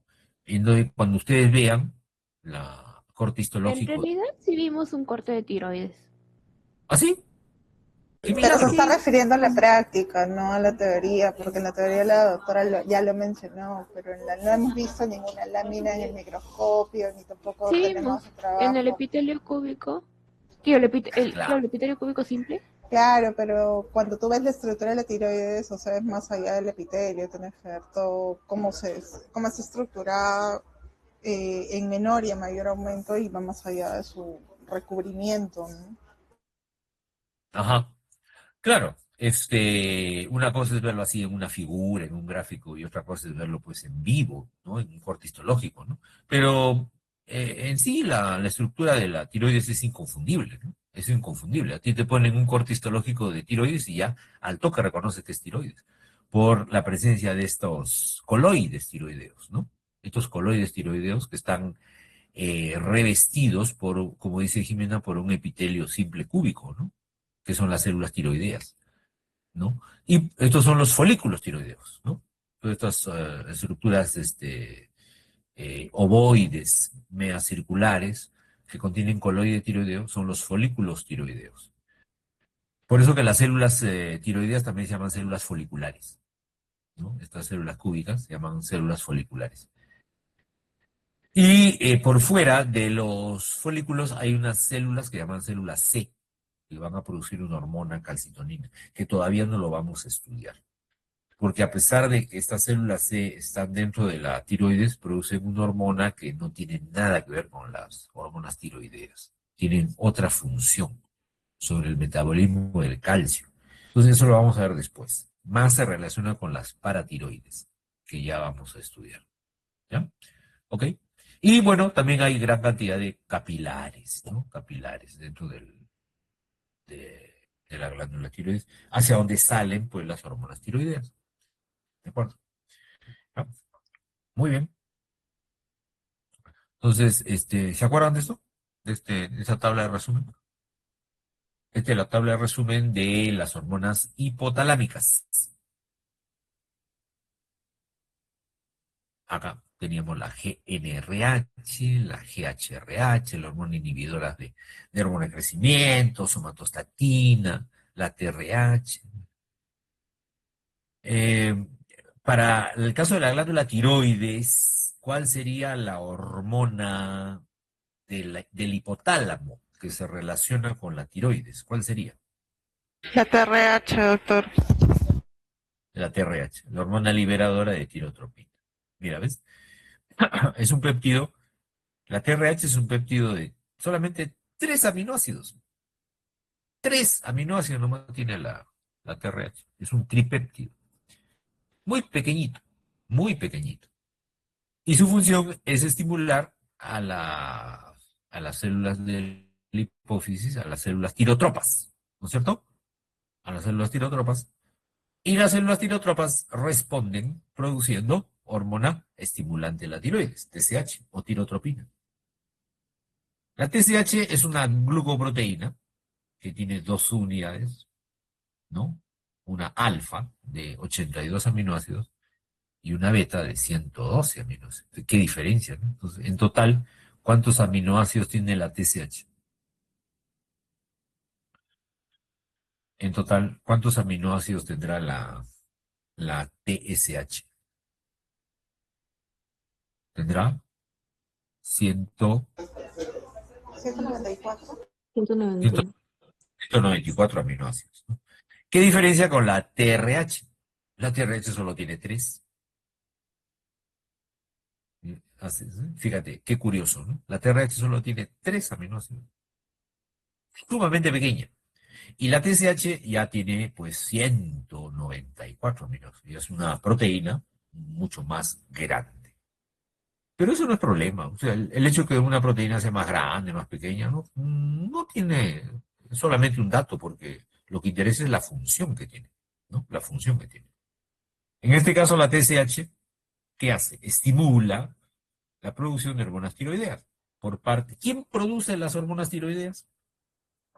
¿Quién produce las hormonas tiroideas? Son estas células foliculares. Estas células foliculares, ¿ya? ¿Y cuáles son las hormonas tiroideas? ¿Cuáles son las hormonas tiroideas? Son dos, ¿no? Y ¿Cuáles son? la T3 T4. La T3 y la T4. Así es. Esas son las dos hormonas tiroideas. ¿Ya? Muy bien. Entonces ahí está, hemos individualizado de la tabla, hemos individualizado solamente la parte que corresponde a la glándula tiroides. ¿Ya? Muy bien. Ok. Entonces, esto lo van a ver en anatomía, ¿no? La ubicación de la glándula tiroides, ¿no? Se localiza debajo ¿de qué? De la laringe, ¿no? Debajo de la laringe y a ambos lados de la tráquea, ¿no? Por delante de la tráquea, perdón, por delante de la tráquea. A ambos lados de la laringe y, o sea, más o menos por acá, ¿no es cierto? Acá tenemos la laringe, ¿no? Que es la manzana de Adán, en el caso del varón, que es más prominente, y debajo comienza la tráquea, entonces la tiroides estaría más o menos por acá. ¿Sí o no? ¿Está bien? Si ustedes tocan esta parte, ¿no? La laringe y la primera porción de la tráquea, ¿pueden palpar su glándula tiroides o no? Sí, doctor. Sí se puede palpar, ¿no? ¿O no? Acá. ¿Sí? ¿Palpaste tu glándula tiroides, Ariana? Sí, doctor. Sí, ¿no? ¿Alguien más ha palpado su glándula tiroides? Sí, pero me duele cuando la palpo. Cuando la palpas, le duele. Bueno, entonces significa que Ariana y Jimena han podido palparse su glándula tiroides. Entonces significa que Ariana y Jimena tienen bocio. Tienen bocio. El bocio es un aumento en el tamaño de la glándula tiroides. ¿Ok? Ajá, claro. A ver, Rosa, ¿qué quiere preguntar algo? Rosa Choque, Choxe, profesor. perdón. ¿No podría ser un motivo de hipotiroidismo, pero que no sepan, porque que yo sepa, esa enfermedad hace que la glándula tiroides se inflame y Claro, sea muy notorio? sí, sí, sí, así es, así es. El bocio, cuando ya es muy grande, se nota, ¿no? Se nota la glándula acá tiroides aumentada de tamaño. Y como tú dices, puede ser un bocio por falta de yodo en la alimentación. Entonces, eso se correlaciona con un hipotiroidismo, con un hipotiroidismo, ¿ya? Entonces, en conclusión, jóvenes, en conclusión, normalmente, la glándula tiroides no se palpa. Entonces, de repente Ariana, Jimena han estado acá palpando y creen que es la glándula tiroides, pero no es la glándula tiroides. ¿De acuerdo? No se palpa. Si se palpara, quiere decir que está aumentada de tamaño, ¿ya? Si se palpase. ¿De acuerdo? Pero en condiciones normales no se palpa. Está como escondidita. ¿Ya? ¿Ok? Bueno, entonces las hormonas que produce la tiroides son la tiroxina, que es la T4, y la triodotironina, que es la T3. ¿De acuerdo? La calcitonina también, ¿no? La calcitonina, ¿quién producía la calcitonina? ¿Qué células? La célula C. La célula C. Pero la calcitonina en sí no está considerada como una hormona tiroidea. Claro, es raro, dicen ustedes, ¿no? Si se produce dentro de la glándula tiroides, pero no se le considera como hormona tiroidea propiamente dicha, ¿no? Es como una hormona aparte, que básicamente tiene función de regular metabolismo del calcio y del fósforo. Se relaciona bastante con la hormona paratiroidea, más bien. Y ya lo vamos a ver con Daniel. También lo usan como marcador tumoral, pero para carcinoma de tiroides. La calcitonina es un marcador tumoral, la tiroglobulina también. Ya lo vamos a estudiar. Así es, muy bien, muy bien. Bueno, entonces, ¿qué pasa si tu glándula tiroides se enferma? ¿No? ¿Qué pasa si tu glándula tiroides se enferma y ya no produce hormonas tiroideas? Eso es lo que mencionaron ahorita, el hipotiroidismo, ¿no? Entonces, si hay hipotiroidismo, ¿qué pasa con tu metabolismo? Tu metabolismo basal, ¿qué pasa? Disminuye, disminuye. A ver, Rosa Choxe, dime. Ajá, quería comentar también eso, que existe muchos tipos de hipotiroidismo, que la mayoría hace que la glándula tiroides se inflame, incluso en hipertiroideos también, y que en tanto en hipotiroideos y en hipertiroideos hacen que el metabolismo, como usted está comentando, se ralentice o sea más acelerado. Y en ambos casos, bueno, yo soy hipotiroidea, por eso yo sí puedo tocar mi glándula, porque se siente algo durito cuando no estoy en medicación, o bueno, antes de mi tratamiento, antes de comenzar el tratamiento. Ahora ya se ablanda y ya no es tan perceptible. Mira, qué interesante, jóvenes, qué interesante lo que dice Rosa, ¿no? Rosa es hipotiroidea. Entonces, Rosa está tomando levotiroxina, seguramente, ¿no es cierto? Estás tomando levotiroxina todos los días, ¿ok? Ajá, es que como le digo, existen muchos tipos de hipotiroidismo, no solamente en hipotiroidismo que afectan a células T3, T4, sino hay hipotiroidismo subclínico, hipotiroidismo autoinmune que yo tengo de Hashimoto, hay un montón de hipotiroidismos y todos afectan lo que es el metabolismo, comportamiento, Así es. necesitas acompañamiento psicológico siempre, porque pasan cosas en tu cuerpo que no son tan normales que digamos. Muy bien, Rosa, qué bueno. Mira, un hipotiroidismo, por ejemplo, primario, ¿no? Ya que has tocado el tema, le vamos a explicar a tus compañeros para que sepan. Un hipotiroidismo primario, por ejemplo, es cuando la glándula tiroides no produce hormonas tiroideas. O sea, la lesión, la falla está en la misma glándula tiroides, ¿no? Eso es un hipotiroidismo primario. Pero también existe un hipotiroidismo secundario, donde la falla está en la hipófisis. La hipófisis no produce TSH. Es más raro, ¿no? El hipotiroidismo secundario es más raro. Entonces, si la hipófisis no produce TSH, no hay estímulo para la tiroides. La tiroides puede estar bien, ¿no? Pero como no hay TSH, entonces no produce hormonas tiroideas por falta de estímulo. De acuerdo. Bueno, en ambos casos el tratamiento siempre es levotiroxina. Pero, por ejemplo, un subclínico que mencionaste, un hipotiroidismo subclínico es cuando, por ejemplo, hay un aumento de TSH, ¿no? Aumenta la TSH, pero los niveles de T3 y T4 están normales en la sangre. Entonces el paciente no tiene síntomas, porque si los valores de hormonas tiroideas están normales en la sangre, tú no vas a tener síntomas, pero la TSH está alta. O sea, ya está empezando a alterarse, el eje hipotálamo, hipófisis y glándula tiroides. Ese es un hipotiroidismo subclínico. Algunos dicen que ya hay que iniciar tratamiento, otros dicen que no, hay que esperar. Pero bueno, ya es un tema de los especialistas, los endocrinólogos, ¿no? Son los especialistas en tratar enfermedades de endocrinas en general, ¿no? Incluyendo la tiroides, ¿no? Y bueno, en tu caso, has tenido, dices, una enfermedad de Hashimoto, ¿no?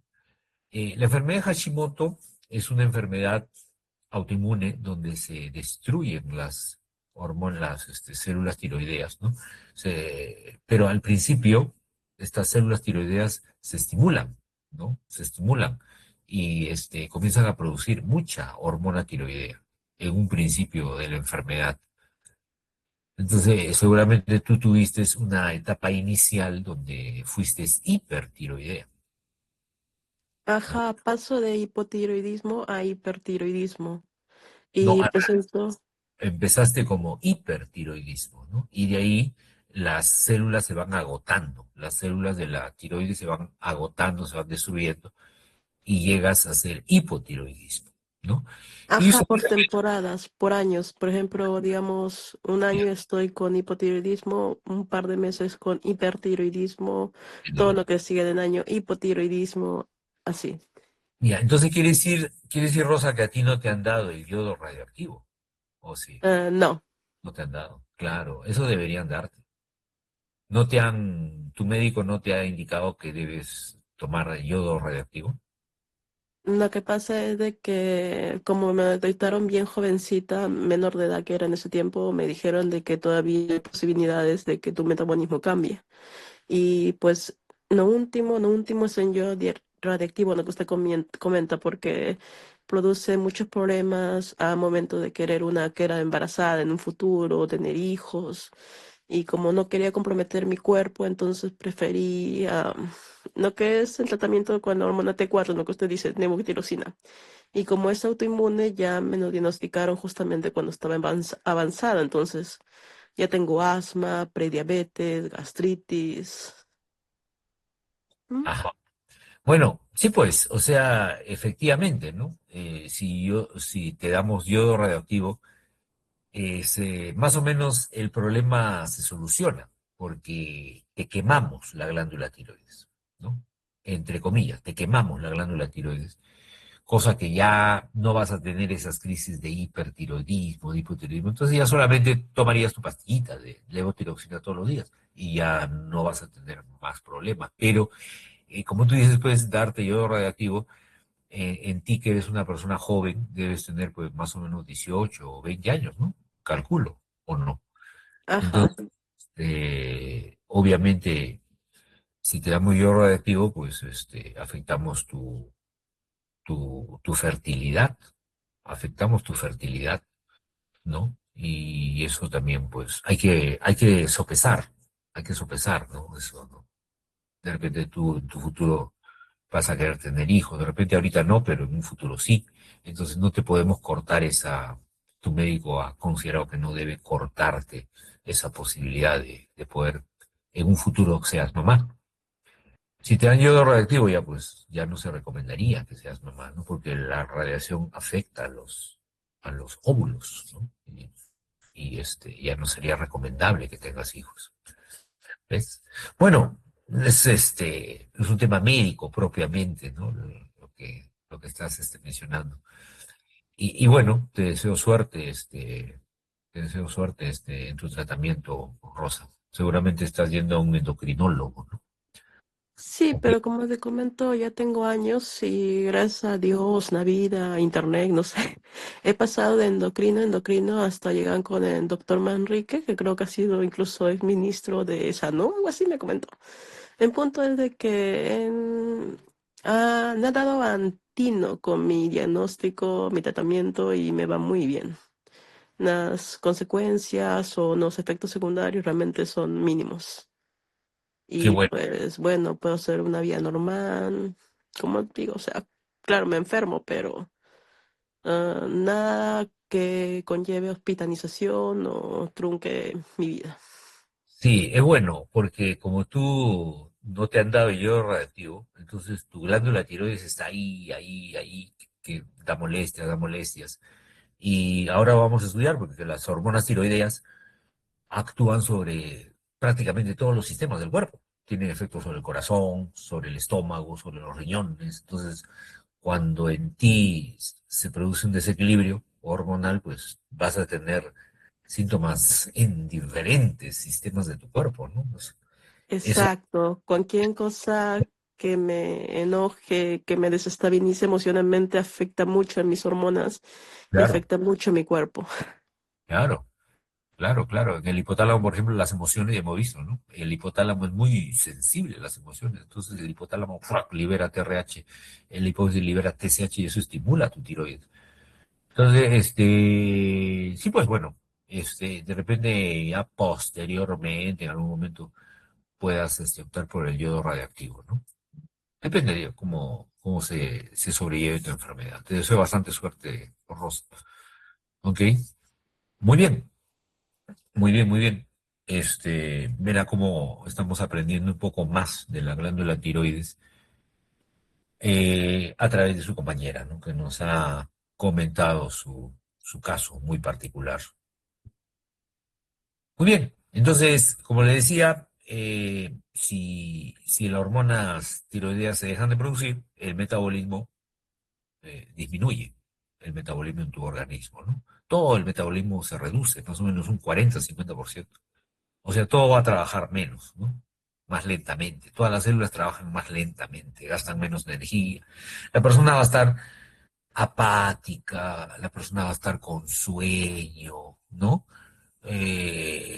Va a procesar lentamente los pensamientos. Tú le preguntas algo a esa persona, va a demorar en contestarte, para con mucho frío. Oye, estamos en pleno verano y la persona está con frío, está con chompa, es una persona obesa, lenta, para durmiendo todo el día. Entonces esas personas con metabolismo disminuido, ¿no? Tienen menor producción de hormonas tiroideas, ¿no? Es un hipotiroidismo. Y lo contrario sería que haya un incremento en las hormonas tiroideas, ¿no? Entonces, ese sería el caso de un hipertiroidismo. La persona está, pues, el hipertiroideo es todo lo contrario, está activo, está hiperkinético, no sabe qué hacer. En invierno están en camisita, en polito, sudan, produce temblores en la piel, son verborreicos, hablan y hablan y hablan tienen las hormonas tiroideas elevadas, ¿no? Su hipertiroidismo y su metabolismo está también elevado, consumen mucha energía, por eso son personas delgadas, ¿no? Delgadas, bajan de peso, ¿ok? Entonces, ¿se acuerdan del eje? El eje, en este caso sería el eje hipotálamo, hipófisis, glándula tiroides, ¿no?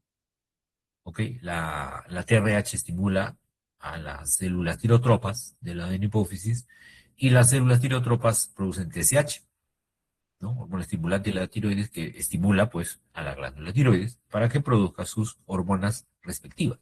Solamente T3 y T4. O sea, la TSH, pregunta examen, no estimula la producción de calcitonina, por ejemplo, ¿ya? La TSH no estimula la producción de calcitonina, solamente T3 y T4. ¿De acuerdo? Muy bien. Ahora, de las dos hormonas que se producen en la tiroides, eh, T3 y T4, ¿cuál es la que se produce en mayor cantidad? ¿O se produce mitad-mitad? La tiroxina. Tiroxina, mira, La T4, doctor. claro, la T4. La T4 se produce, es el 93% de la producción de la glándula tiroides. 93%. Y el 7% es T3. Ahora, los efectos son los mismos. De la T3 y T4, los efectos son los mismos, solamente que la tiroxina es menos potente y menos rápida en sus efectos. La T3 es mucho más rápida, mucho más potente en sus efectos. ¿De acuerdo? Ya lo vamos a ver. Entonces acá tenemos las células foliculares, ¿no? Que rodean al folículo. Ese es el coloide. el coloide tiroideo, donde se almacenan las hormonas tiroideas. Ahí se almacenan unidas a una molécula que se llama tiroglobulina. Tiroglobulina.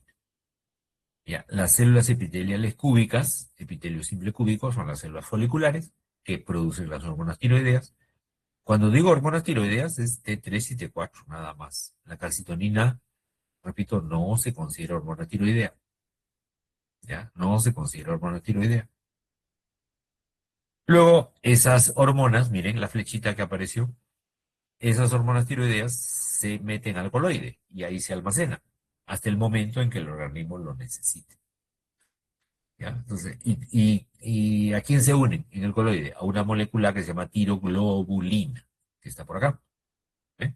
La tiroglobulina es una glucoproteína muy grande, de gran tamaño, que contiene a las hormonas tiroideas, a la T3 y T4. Y ahí se almacena. Ahí se almacenan. Hasta que el organismo lo necesite. ¿Ya? Hasta que el organismo lo necesite. Entonces, vamos a coger, miren, vamos a coger, eso también lo van a ver en histología, vamos a coger un pedacito del epitelio cúbico con un pedacito del coloide y un pedacito del capilar. ¿No? Ahí está ese cuadrado que aparece ahí. Vamos a coger un corte histológico y lo vamos a ver a mayor aumento. ¿Ya? Ese cuadradito lo vamos a ver acá, a mayor aumento. Entonces ahí tenemos el coloide por acá, el coloide por acá, la célula epitelial cúbica aquí y el capilar por acá. ¿Ya? ¿Estamos de acuerdo? ¿Se ubican, no, jóvenes? ¿Ya? ¿Estamos ubicados en lo que estamos viendo? ¿Seguro? ¿Sí? Bueno, miren entonces, aquí la célula epitelial, ya hemos dicho que produce las hormonas tiroideas. Esas hormonas tiroideas se van al coloide y ahí se unen a la tiroglobulina. Y unido a la tiroglobulina se almacenan. Y cuando el organismo necesita hormonas tiroideas, ¿qué ocurre? El coloide, la tiroglobulina que está en el coloide, regresa a la célula epitelial. O sea, las hormonas tiroideas regresan a la célula epitelial. Y de ahí pasan a la sangre. Y de ahí pasan a la sangre. O sea, no, las hormonas tiroideas que se producen en la célula epitelial folicular no pasan directo a la sangre, no. Primero tienen que ir a almacenarse y unirse con la tiroglobulina en el coloide tiroideo. Y de ahí regresan a la célula epitelial y de ahí recién pasan a la sangre. Esa es la secuencia. Ya, esa es la secuencia. No hay otra vía. No hay otra vía. Ya. Por lo tanto, la cantidad de sangre que entra a la glándula de tiroides es una gran cantidad de sangre. Es el flujo de sangre, se ha calculado, la sangre que hay en la glándula de tiroides es 5 veces su peso. Es una glándula muy vascularizada. Muy vascularizada. ¿De acuerdo? Muy bien. Para que se sinteticen las hormonas tiroideas, hay un elemento indispensable. ¿Cuál es? El yodo. ¿No? Sin yodo no hay formación de hormonas tiroideas. ¿No? Y el yodo proviene del yoduro. El yoduro es la forma iónica del yodo, tal cual nosotros lo consumimos. ¿No? Lo consumimos. El yodo, bueno, en este caso el yoduro, básicamente se encuentra, ¿dónde? ¿Dónde encontramos bastante yoduro? ¿En qué alimento? En la sal yodada como un añadido, pero naturalmente se encuentran en los mariscos. Ajá, muy bien, Jimena. En los mariscos hay bastante yoduro, pero a veces no comemos muchos mariscos. Entonces, el problema es que no hay muchos alimentos que tengan yodo. Por eso de que el gobierno acá en el Perú, desde el año 1970 más o menos, ¿no? 1960, 1970, dio el decreto de que la sal de cocina, la sal de mesa debería ser yodada, porque antes de ese año había muchos casos de bocio, Bocio endémico se llama aquel bocio que es por falta de yodo en la alimentación. Si no hay yodo, no hay producción de hormonas tiroideas. Entonces la glándula tiroides aumenta de tamaño, se hipertrofia. Ya, eso es el bocio endémico. Entonces, para combatir el bocio endémico, se colocó yodo en la sal. Entonces, la sal es un elemento que utilizamos en la cocina y prácticamente todos los alimentos tú le echas sal, ¿no? Y la cantidad de yodo que necesitamos en realidad es muy pequeña, sumamente pequeña. Entonces, basta con la cantidad de yodo que hay en la sal, más que suficiente para que nuestras glándulas tiroides puedan trabajar adecuadamente. ¿Ok? En otros países, la yodación no es de la sal, sino es del pan. Por ejemplo, hay países donde se yoda el pan, hay otros países donde yodan el agua. El agua potable tiene yodo. Pero bueno, acá en el Perú escogieron la sal. Por eso que ustedes se han dado cuenta cuando compran su bolsa de sal, dice sal yodada. ¿No? ¿Se han dado cuenta o no? ¿Ah? ¿No se han dado cuenta? Dice sal yodada, de mesa, de cocina. Bueno, si no se han dado cuenta, la próxima vez que vayan a la tienda a comprar una bolsa de sal, fíjense, tiene que... No, todas las sales comerciales son yodadas. En Argentina la sal también es yodada, doctor. Incluso en Salta es obligatorio que la sal esté yodada. Claro, claro, así es, muy bien. En Argentina también la sal es yodada. Muy bien, Leslie. Y es algo obligatorio. O sea, todas las fábricas, acá en el Perú, por ejemplo, todas las fábricas que producen sal, ya es obligatorio que le echen el yodo. Es obligatorio, porque es una ley que tienen que cumplir, ¿no? Es una disposición ya gubernamental, ¿no? Para evitar, como les digo, el bocio, ¿no? Sí, Muy bien. ellos sacaron su ley casi a la par con Perú, más o menos casi cerca, porque no estoy segura si Argentina fue un año o 2 años antes, le mentiría, pero casi Mm. fue cercano a los 70, porque hubo más o menos el mismo problema. Claro, claro, claro. Este, sí, pues más o menos ha sido por los años 70. Pero no todos los países yodan la sal. Pero bueno, al menos Perú y Argentina sí lo hacen, ¿no? En Colombia yodan el pan, por ejemplo. Pero bueno, ya la cosa es de que las personas ingieran sal, ingieran perdón, yodo, ¿no? Ingieran yodo para evitar el bocio, ¿no? Ok, entonces para la producción de hormonas tiroideas se requiere dos cosas. Dos cosas. Tener yodo, que la glándula tiroides tenga yodo y también tenga tiroglobulina. La tiroglobulina es una glucoproteína que en su cadena tiene gran cantidad de tirosinas. La tirosina es un aminoácido que se une con el yodo para formar las hormonas tiroideas. ¿Ya? Entonces, esto se da en etapas, ¿no? Se oxida el yoduro, al oxidarse el yoduro se forma yodo. ¿Ya? Esa es la primera etapa. Entra como yoduro y en la glándula se oxida el yoduro y se transforma en yodo. Ese yodo se une con las tirosinas de la tiroglobulina. Eso se llama yodación de la tirosina. Yodación de la tirosina. Y tercer paso, producto de esta yodación se forman los complejos T3 y T4, que es triyodotironina y tetrayodotironina, ¿no? Tres átomos de yodo en la T3 y cuatro átomos de yodo en la T4. Y luego ya salen hacia la sangre a circular las T3 y T4 una vez elaboradas, ¿no? ¿De acuerdo? Entonces, el yodo es el elemento fundamental, que tiene que unirse a la tiroglobulina, que es esta molécula grande que tenemos ahí, localizada en el coloide tiroideo. ¿De acuerdo? La característica de la tiroglobulina es la gran cantidad de tirosinas que posee. Gran cantidad de tirosinas, residuo de tirosina. ¿Ya? Bueno, este... Bueno, jóvenes, ya estamos en la hora. Más bien, yo creo que vamos a quedarnos aquí. Para la próxima semana ya les explico con detalle, porque lo que viene es un poco largo.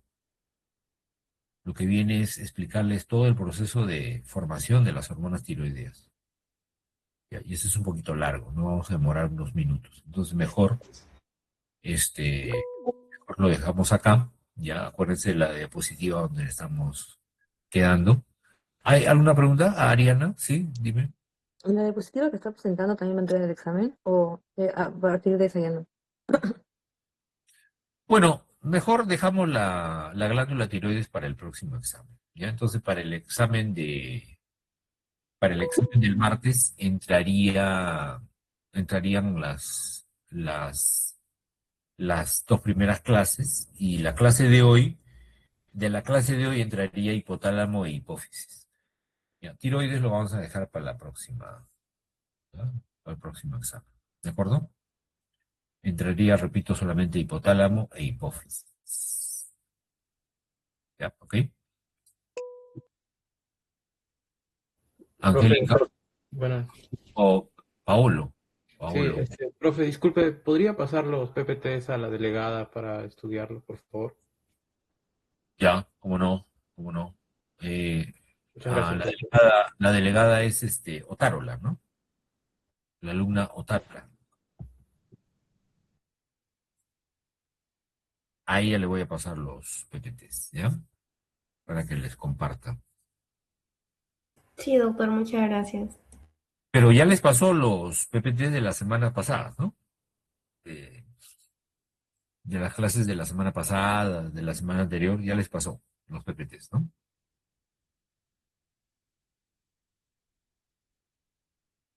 Hola. Hoy día solamente le pasaría los PPTs de hipotálamo hipófisis, ¿no? Porque los de las clases anteriores ya les pasaron los PPTs, ¿o no? No, doctor. ¿Nada? ¿Ninguno? Me parece que no. No, doctor, ninguno. Oh. Bueno, le voy a pasar entonces todos los PPTs hoy día mismo a Otárola, ¿ya? Para que los socialice. ¿Ya? Profe, disculpe, hola. Tengo laboratorio con usted los lunes. Creo Hilary, que no. Sí, profe, hola. hola. Creo que nos faltaba, le estaba preguntando si nos podía pasar también el último laboratorio que hicimos, el de la hormona, Una atrofina iónica. ajá, la HGS. Ajá. Ay, ay, ay, ay. ¿No te le Sí, pasó? por favor. ¿Pasó? No, profe, todavía no. ¿Me has escrito mensaje? Sí, profe, sí. Oh, ya. Ahora te lo paso entonces, ¿ya? Aquí, gracias. Ya, muy bien. Bueno, muchachos, entonces, por la hora vamos a cortar la clase aquí y continuamos la próxima semana con glándula tiroides, ¿ya? Ok, Muchas jóvenes, gracias, profesor. que Muchas pasen gracias, doctor. un fin de semana. Gracias, doc. Y mañana pasen bonito día. Feliz día anticipado del Prado. Muchas gracias. Punto más para Leslie. Un punto más en el examen para Leslie, por el saludo. Feliz día, profe. Ya, gracias, chicos, gracias. Feliz día anticipado, doctor. Ya, muy bien. Gracias, Luis, gracias, gracias. Ok, ya, chicos, muchas gracias, muy amables. Ya.